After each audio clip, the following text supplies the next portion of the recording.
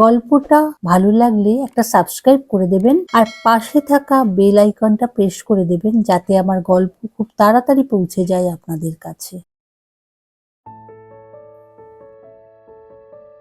আজকের গল্পটি সংগৃহীত। গল্পটি ভালো লাগলে প্লিজ একটা সাবস্ক্রাইব করে দেবেন। শুরু করছি আজকের গল্প। এই ওঠ, কিরে আজ না তোর বিয়ে? আরে এই দীক্ষা, কি?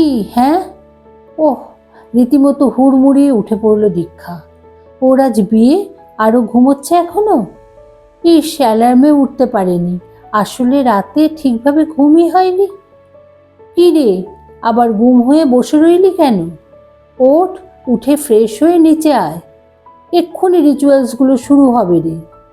হ্যাঁ আসছি। শোন না, বাবা কই রে? কাকু, দেখ আশেপাশে কোথাও হবে, ডাকবো? হ্যাঁ একবার বল তো এই রুমের বারান্দায় আসতে। দীক্ষা আস্তে আস্তে বেরিয়ে এলো দরজা খুলে বারান্দায়। বাড়ির চারিদিকে আলো ঝোলানো আছে, কুয়াশা মাখা অন্ধকারে আলোগুলো যেন একরাশ জোনাকির মতো লাগছে। আকাশে বাতাসে বিয়ে বিয়ে গন্ধ, সানাইয়ের আওয়াজ, খুশির আমেজ, কিন্তু সবের মধ্যে ওর কেমন জানি অস্বস্তি করছে। এর মধ্যেই দরজায় কড়া নড়ল। দিকি, আমায় ডাকলি মা? বাবা, হ্যাঁ এসো না, এইদিকে একটু কথা বলি। এখন? কত দেরি হয়ে গেছে অলরেডি। কি বলবি, পরে বললে হতো না? না এক্ষুনি এদিকে এসো। বাবা আসতেই ছুটে গিয়ে শক্ত করে জড়িয়ে ধরল দীক্ষা। আমার ভীষণ কান্না আসছে, ভীষণ। দিকি ছাড় আমায়, কাঁদিস না আজ, এরকম করলে শরীর খারাপ করবে। শক্ত হ, এটা মেনে নিতেই হবে, বলে নিজেও কান্নায় ভেঙে পড়লেন। নিজের একমাত্র মেয়ে, এই তো সেদিন হলো মেয়েটা। আনন্দে সবাইকে মিষ্টি খাওয়াচ্ছিলেন বলে নাকি সবাই হাসছিল এই ভেবে যে হয়েছে তো একটা মেয়ে, তার আবার এত কিসের আনন্দ। দিকির বাবা অবশ্য ওইসব কথায় বিশেষ পাত্তা না দিয়ে মনের মতো করে মানুষ করেছেন। আর আজ সে এত বড় হয়েছে যে সে এখন এই বাড়ি থেকে অন্য বাড়িতে যাচ্ছে ওই বাড়ির সংসার সামলাতে। নে চল এবার, ডাকি সবাইকে। দাঁড়াও না বাবা, আর একটু সময়, এখনো তো সময় আছে। আমার সব ছোটবেলার কথা মনে পড়ছে জানো বাবা। হ্যাঁ, তুই তখন একরত্তি মেয়ে আমার।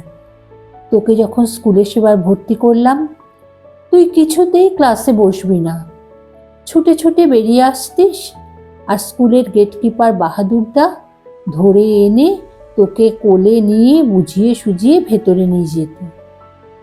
আমি গেটের বাইরে থেকে তোকে দেখতাম, তোর কান্না দেখে কি কষ্ট হতো বাড়ি ফিরে আসতে তোকে রেখে। কিন্তু কি করব, ফিরেই আসতাম, আবার অপেক্ষা করতাম কখন অফিস থেকে ফিরে তোকে দেখতে পাবো, কারণ তোকে দিতে আমিই যেতাম, কিন্তু নিতে তোর মা যেতেন।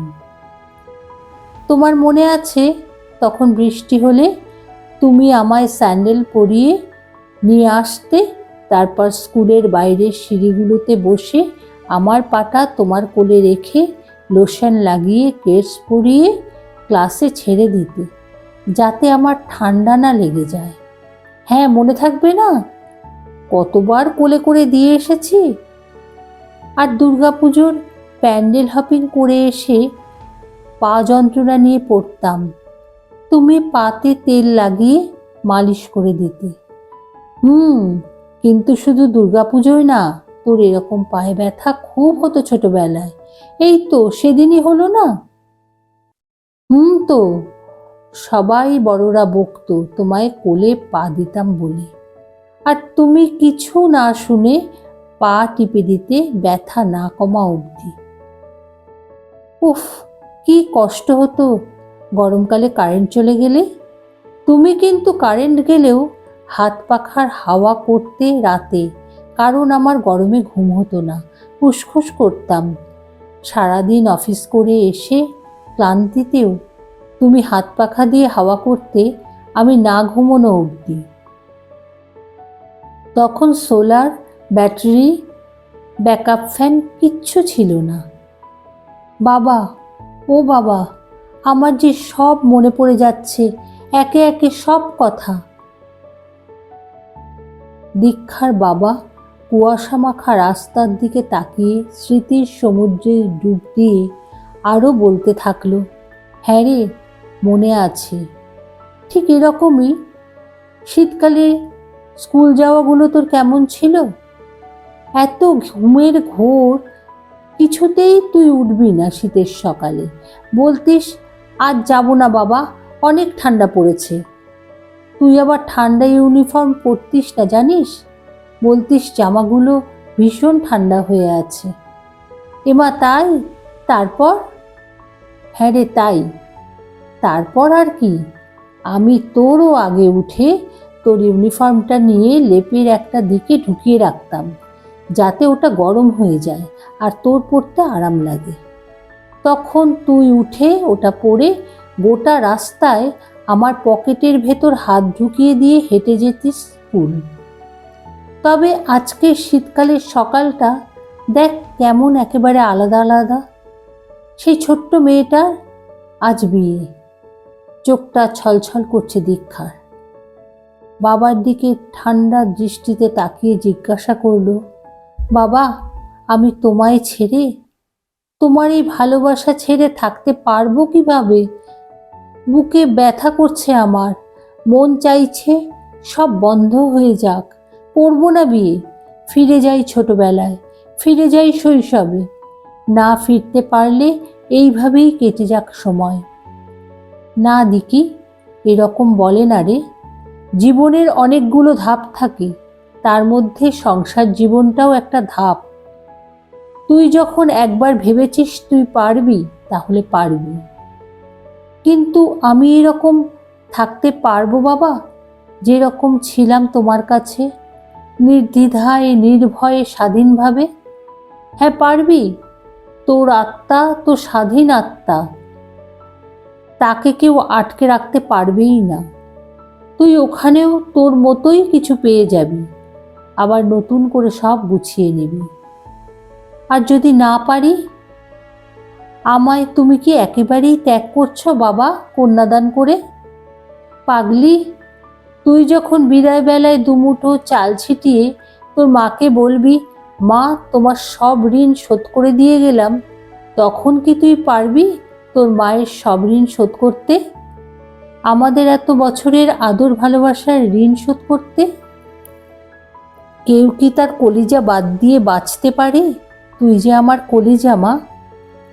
বাবা, যদি গুছিয়ে সংসার করতে না পারি, আমি ফিরে আসি, তখন আমায় কাছে টেনে নেবে তো? সীতা যখন বারবার অগ্নি পরীক্ষা দিয়েও রামের কাছে নিজেকে সঠিক প্রমাণ করতে ক্লান্ত হয়েছিল, তখন সবাই তাকে বর্জন করেছিল। সে কার কাছে ঠাঁই পেয়েছিল বলতো? ধরিত্রী মায়ের কাছে, যেটা সীতার জন্মস্থান। হ্যাঁ মা, নিজে সম্মানে নিয়ে গিয়েছিল সীতাকে তার বুকে, কারণ সন্তানের কষ্ট, অপমান কোনো বাবা মা যে সইতে পারে না রে। কাঁদতে কাঁদতে দীক্ষা বাবাকে জড়িয়ে ধরল আবার। আস্তে আস্তে কুয়াশা কাটছে, এবার যেতে হবে বাইরের দিকে। সবাই ডাকাডাকি করছে, অনেক রিচুয়ালসও আছে। একে একে সব হলো। সন্ধ্যের লগ্নে বিয়েটাও হয়ে গেল। রাত এলো, বাসরে সবাই জেগে আছে, কত আনন্দ হচ্ছে, কিন্তু দীক্ষা মন খুলে হাসতে পারছে না। কেমন একটা হচ্ছে ভেতর। রাতটা কেটে গেল, এবার বিদায় পালা। এই বাড়ি ছেড়ে চলে যাবে একেবারে? না, এইটা কি নিয়ম? উফ, কি যে কষ্ট হচ্ছে বুকের ভেতর। চারিদিকে কান্নার আওয়াজ, কিন্তু কারুর প্রতি বিশেষ কিছু আসছে না দীক্ষার। ওর চোখ দুটো বাবাকে খুঁজছে, খুঁজেই যাচ্ছে। কই, বাবা তো এই দিকে নেই, মা তো আছে এখানে। বাবা কোথায় গেল? গাড়িতে ওঠার আগে আবার খুঁজছে বাবাকে, কিন্তু দেখতে পাচ্ছে না। কাউকে যে বলবে বাবাকে ডেকে দিতে, সেই সুযোগটা নেই আর। এত ভিড়, চিৎকার। একবার বাবার মুখটা দেখলেই তো শান্তি আসতো হয়তো। অজানা আতঙ্কে কেমন একটা হচ্ছে ওর। চারিদিকে চেনা পরিবেশটা কেমন ঝাপসা লাগছে। না, গাড়িতে উঠতে হবে এবার। গাড়ির মধ্যে একটা পা দিতে যেতেই পেছন থেকে কাঁধের উপর একটা হাত এলো। বাবা! পেছন ফিরে বাবাকে পেয়ে জড়িয়ে ধরে শেষ বিদায়ের কান্নায় দুজনে ভেঙে পড়ল। মাইকে গান বাজছিল, রাজার দুলালি শেথা বনবাসে যায় রে। বাবা কিছুটা কান্না থামিয়ে ধমকে গানটা বন্ধ করে আলাদা গান চালাতে বলল। এসব গান কেন? আমার মেয়ে রাজনন্দিনী হয়ে অন্য রাজ্য সামলাতে যাচ্ছে। এসব গান কেন দিস তোরা? সবাই আনন্দ কর, ওকে আশীর্বাদ কর। বাবার চোখে জল, মুখে মৃদু হাসি। হাতটা ধরে গাড়িতে বসিয়ে দিল, কানের কাছে মুখটা এনে ফিসফিসিয়ে আবারও মা সীতার শেষাংশের চূড়ান্ত আশ্রয়ের কথা মনে করিয়ে আশ্বাস দিল। মনটা হালকা লাগছে এবার। বুকের ভেতর থেকে একটা বড় পাথর যেন সরে গেল। প্রিয়জন পাশে বসে আরেক হাত ধরে নিল। বাবা তখনও হাতটা ছাড়েনি। মনটা শান্ত হয়ে এলো। এই তো, সব একই আছে। না, সে কিছু হারিয়ে যাচ্ছে না। সে নতুন একটা বাড়িতে যাচ্ছে, নতুন জীবন শুরু করার জন্য। বাবা মা এরা তারই ছিল, তারই থাকবে। বাবা মা তো সারা জীবনের সম্পদ, তারা কখনো হারিয়ে যায় না। আস্তে আস্তে গাড়ি ছাড়ল নতুন গন্তব্যের উদ্দেশ্যে। পেছন থেকে মাইকের গানটা কানে ভেসে আসছে। কিছুই যখন ভালো লাগবে না তোর, পিয়ানোয় বসে তুই বাজাবি রে, আয় খুকু আয়। মনে পড়ে গেল গানটা বাবা চেঞ্জ করিয়েছে। চোখটা আবার ভিজে এলেও বুকের সেই পাথরটা সরেই গেছে।